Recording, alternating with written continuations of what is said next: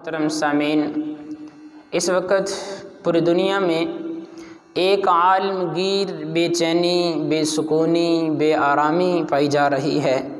کوئی ملک، کوئی شہر، کوئی بستی، کوئی ڈیرہ، کوئی گھر ایسا نہیں ہے جہاں پر بد امنی نہ ہو، بے چینی نہ ہو، بے سکونی نہ ہو، پریشان لوگ نہ ہوں، حیران نہ ہوں۔ تو آج ہر شخص بے چینی کا شکار نظر آ رہا ہے۔ انسان کتنا نادان ہے کہ کبھی شراب خانوں میں جا کر، کبھی رباب کی محفلوں میں جا کر، کبھی سینما گھروں کی گیلریوں میں بیٹھ کر، تو کبھی ڈرامہ گاہوں میں، کبھی فحش اور یعنی سے مرصع ناٹ کلبوں میں، اور جنسی رومانی ان ناولوں کے مطالعہ سے اپنے جسم کو، اپنے جگر کو سکون دینے کے لیے سرگرداں ہے۔ آخر دوستو، سکون کہاں ملے گا؟ سکون کو کہاں پہ تلاش کیا جائے؟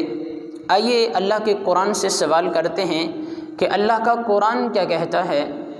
اللہ کے قرآن کی خدمت میں جب استفسار کیا تو قرآن نے اعلان کر دیا، الا بذکر اللہ تطمئن القلوب۔ اگر دلوں کا سکون چاہتے ہو تو اللہ کے ذکر کی طرف آؤ۔ اللہ ہی کی یاد میں دلوں کا چین ہے، دلوں کا سکون ہے، دلوں کا قرار ہے۔ اللہ کی یاد میں ہی دلوں کا سکون ہے۔ گویا کہ یہ جو بے چینی، بے سکونی اور بد امنی معاشرے میں نظر آ رہی ہے، یہ اللہ کے ذکر سے غافل رہنے کی وجہ سے ہمیں نظر آ رہی ہے۔ اللہ کا ذکر یہ دل کی غذا ہے۔ اگر دل کو غذا نہیں ملے گی تو بے سکون نہیں ہوگا تو کیا ہوگا؟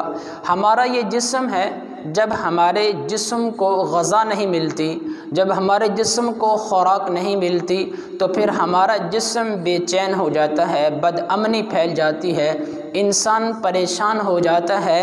اسی طرح ہمارے دل کی غذا یہ اللہ کا ذکر ہے، یہ اللہ کی حمد و ثنا ہے، یہ اللہ کی تسبیح اور تحلیل کو بیان کرنا ہے۔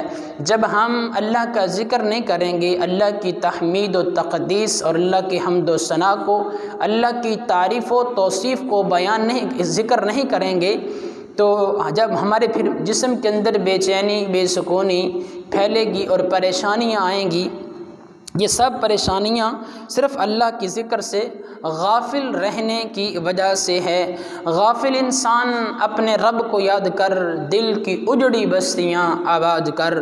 تو محترم دوستو، دنیا کی کوئی چیز، حتیٰ کہ اشرف المخلوقات تو انسان ہے، انسان کے علاوہ جو اللہ نے کائنات میں جتنی بھی چیزیں دنیا کے اندر پیدا فرمائی ہیں، ان میں سے کوئی بھی چیز ایسی نہیں ہے جو میرے اللہ کا ذکر نہ کرتی ہو، جو اللہ کی حمد و ثنا، تعریف و توصیف، تقدیس و تحمید کو بیان نہ کرتی ہو۔ اللہ رب العزت نے سپارہ نمبر 15 رکوع نمبر 5 میں ارشاد فرمایا، وَإِن مِّن شَيْءٍ إِلَّا يُسَبِّحُ بِحَمْدِهِ، کہ کائنات میں کوئی بھی چیز ایسی نہیں ہے إِلَّا يُسَبِّحُ، جو اللہ کی تسبیح نہ بیان کرتی ہو، اور فرمایا کہ بِحَمْدِهِ، اور اللہ کی حمد و ثنا کو بیان نہ کرتی ہو۔ کائنات میں ہر چیز اللہ کا ذکر کرتی ہے۔ اگر کائنات میں اللہ کے ذکر سے، اللہ کی تحمید و تقدیس سے، اللہ کی تعریف و توصیف سے اگر کوئی غافل ہے تو وہ انسان ہے۔ غافل رہنے کی وجہ سے دلوں کے اندر بے چینی ہے، بے سکونی ہے، بے آرامی پائی جا رہی ہے۔ حضرت صدر الفاضل مولانا نعیم الدین مراد آبادی رحمۃ اللہ علیہ اپنی تفسیر خزائن العرفان میں لکھتے ہیں، ابن عباس رضی اللہ تعالی عنہ سے روایت ہے، فرمایا کہ ہر زندہ چیز اللہ تعالیٰ کا ذکر کرتی ہے، اور ہر چیز کی جو تسبیح ہے یہ اس کے حسب حیثیت ہے۔ مفسرین نے کہا ہے کہ یہ جو دروازہ کھولتے ہیں تو دروازہ کھولنے کی آواز ہے، چھت کا چٹخنا ہے، یہ جو آواز پیدا ہوتی ہے یہ بھی اللہ کے ذکر میں ہی آواز پیدا ہو رہی ہوتی ہے۔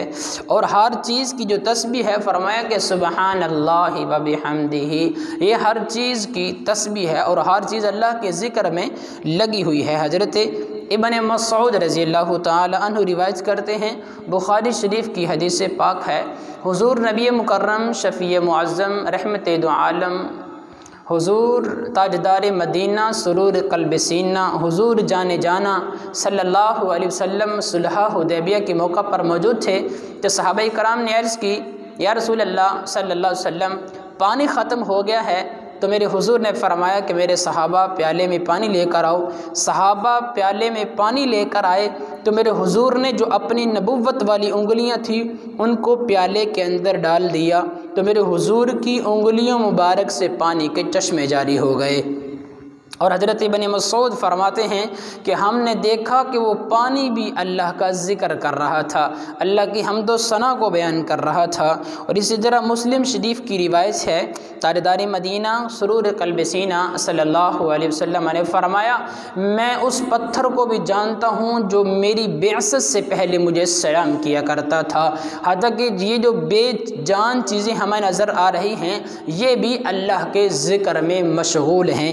اور اسی طرح حضرت ابن عمر رضی اللہ تعالی عنہ سے روایت ہے، بخاری شریف کی حدیث پاک ہے، سرکار مدینہ سرور قلب سینہ حضور جان جانا صلی اللہ علیہ وآلہ وسلم مسجد نبوی کے اندر ایک لکڑی کا ستون تھا جس کے ساتھ ٹیک لگا کر خطبہ ارشاد فرمایا کرتے تھے۔ تو جب میرے حضور کے لیے ممبر رسول بنا دیا گیا، ممبر بن چکا، تو میرے حضور علیہ الصلوۃ والسلام اس ممبر پر بیٹھ کر صحابہ کرام کو خطبہ ارشاد فرمایا کرتے تھے۔ تو جب میرے حضور ممبر پر جلوہ فروز ہوئے تو پھر اس جو ستون تھا میرے حضور نے اس ستون کو چھوڑ دیا، ممبر پر جلوہ فروز ہوئے تو وہ ستون میرے حضور کی جدائی میں رونے لگا، آنسو بہانے لگا، پریشان رہنے لگا۔ میرے حضور اپنے ممبر سے اٹھے اور جا کر اس ستون کے اوپر اپنا شفقت کا ہاتھ پھیرا اور اس پر دست کرم پھیرا اور شفقت فرمائی اور تسکین فرمائی، تو وہ اس ستون کو سکون مل گیا، راحت مل گئی۔ کیوں؟ میرے حضور اکرم صلی اللہ علیہ وسلم کا دست کرم پھرا تھا، جس کی تسکین سے روتے ہوئے ہنس پڑھیں، اس تبسم کی عادت پہ لاکھوں سلام۔